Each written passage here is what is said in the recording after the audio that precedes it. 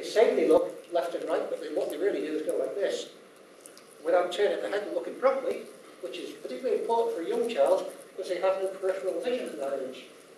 So we felt the only way we can actually get this message across in this sophisticated media world that we live in, most mums and dads got a DVD. And to pop that DVD in, having been given that sheet, which says your child is so deficient, and here is a way that you can help them. A practical way that can be done all the time, on the shops, on the way to the shops, on the way to the school in the morning. Don't have to do any extra effort. Just look at the DVD and follow the principles in that. And we found that to be the most effective way of actually communicating with parents. That's enough from me. Any questions? Stunned into silence. Well, I have a question that gives me time to think. Thank you very much indeed. Did you see any evidence of change? Because you've aggregated the scores. Yeah. Did you see any evidence of change of that error avoidance scale? It's probably one of the most, I would probably say it's the second most, it's the second easiest one to deal with. Right. Now we deal with it all sorts of ways in terms of, if a child's walking down the road, for instance, and it's raining, and if they get their feet wet in a puddle, is it the puddle's fault? If they run in the living room and run into an iron board, for instance, in a home, the safety element of it, is it the iron board's fault? Of course. And you can think of so many different examples that you can present to a child that will allow them to begin to understand these issues. You can't expect an overnight transition, because as I said to you, this is just an initial thing that we do with children.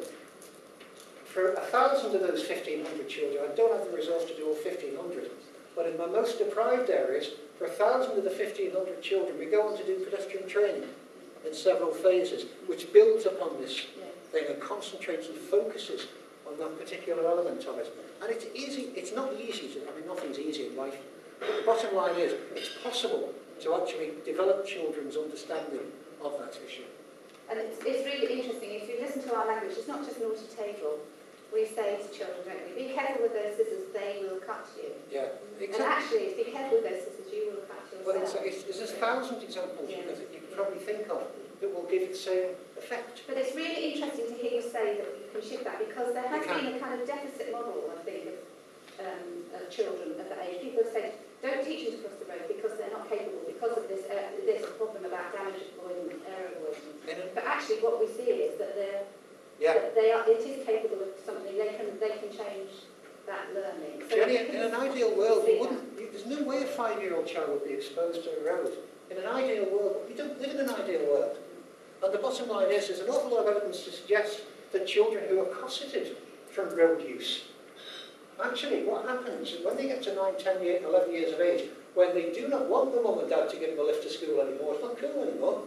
They want to go by themselves, and then they go to secondary schools.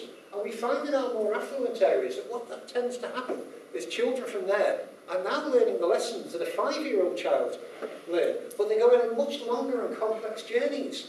And I thought, you know, the peak round about the transition from primary to secondary school, anyone involved in, casualty and understanding will know that. So it's, children are bound to need this exposure at some time. Sure, it shouldn't be unsupervised or untrained or unskilled, but that's the world in which we live. And we have to deal with the realities of the situation, not as we would like them to be. That's not the world that exists out there. We have to look at the world and say, what is it, and how are we going to deal with it in the best way we can? We can't influence society to that degree. So we have to try and trim the margins of these issues, and that's what we're doing. Yeah, no, it seems to be a top-table discussion, and please come in with these. Yeah, I'm assuming, Andy, that you do try to get across some sort of knowledge and understanding before you actually get youngsters into the real life situation. I mean, something like road safety, I mean, it can be trial and error, basically. Well, so you also got trial and error is too bad to think about. Yeah, exactly. As I was saying to you, these children already, there's an awful lot of, I don't know where you live, either all of you here, but if you go along to many of the more disadvantaged areas, you'll find very, very young children who are already out there. Now, not all of the children we deal with fall into that category. I would hope that maybe 80 or 80 more than that. We're trying to build these skills amongst children before they're exposed to unsupervised road use. And I would say that is the majority of the children.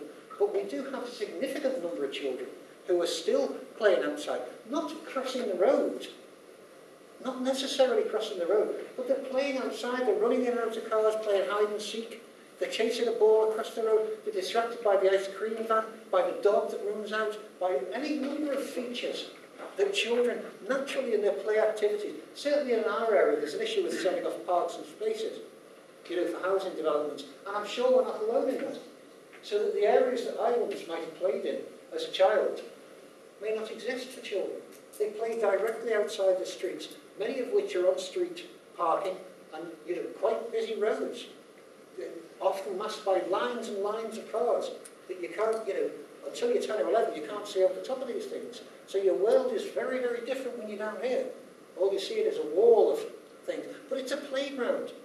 Children are using the roads not to cross them in an organised manner on an A to B journey. They're using them just as their environment in which they interact with their friends.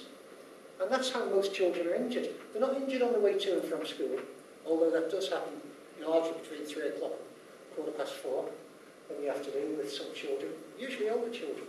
But the point is, most children are injured in just play activities, going to and from friends' houses, not thinking about anything other than what they're doing at this moment in time. They're not on a traditional, task, a road crossing task. If that helps. Well, I was going to ask if there's anybody else who's got a name. As good as this appears to be, do you not think there might be a diverse effect with the parents? In what way? Realising, I mean, from my point of view, the child won't be out on the road playing anyway, but for those that do that, do they not, once the child's had the training, have you not got the fear of maybe the parents thinking, well, all right, he's had the training now, so he should be a lot safer on the road? There's a possibility of that. There's also the possibility that they may recognise the danger and remove the child from that. What we do know, though, is that they're already there. So what do we leave them to? Unattended? Unskilled? What do we do? Walk away and just say, well, that's just the way it is?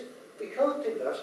Understanding that some children will always be allowed access before their time to the road. We have to allow them to develop basic coping strategies, basic recognition of danger. I'm not denying that at all. There is that danger. Of course, there's no such thing as a panacea for all ills. And I dare say with certain children or with certain parents, they may say, now that my child is trained, I'll allow them outside. But they're probably likely to be the parents who may already be allowing their children out untrained. So I'm not sure if there's a great disbenefit in terms of adopting that approach. We always say knowledge is power, and knowledge is better than ignorance. And the same with skills building. If you can give the parents the knowledge that, first of all, there's a danger when they didn't recognise it. If they choose to ignore that danger and say, well, irrespective of that, I'm going to allow a child outside anyway, well, that's a very difficult thing for us to deal with. On a conscience level, we know that it's better for our children to have the skills if we can possibly build them, and to alert the parents of the danger if we can possibly do so. Has there been any thought at all about the parents receiving any kind of training? Well, yeah, I mean, the training And itself... I know, again, I'm sorry, but again, trying to get the parents out there, it's... We tried that, you see, but we found that the parents that we actually invited into the school, and we did this in 50-odd schools across the borough, we sent letters home, we stood on the playground, we spoke to the mums and dads and said, look, what we'd like to do is to come into school and to help us, or we'd like to actually allow you to understand. The response from them was very, very low. Very, very low indeed. So much so that we turned our attention away from that to try and get the vast majority of parents engaged in another way. If you had the resource, you'd take all of these measures, you'd do all of these things, but understanding we've got a tiny resource with a large population, you have to try and use an approach which will get the maximum benefit to the maximum number of people. There will be some people who fall outside the margins. That's the nature of society, unfortunately. But ultimately, I think knowledge is better than no knowledge. No, I agree.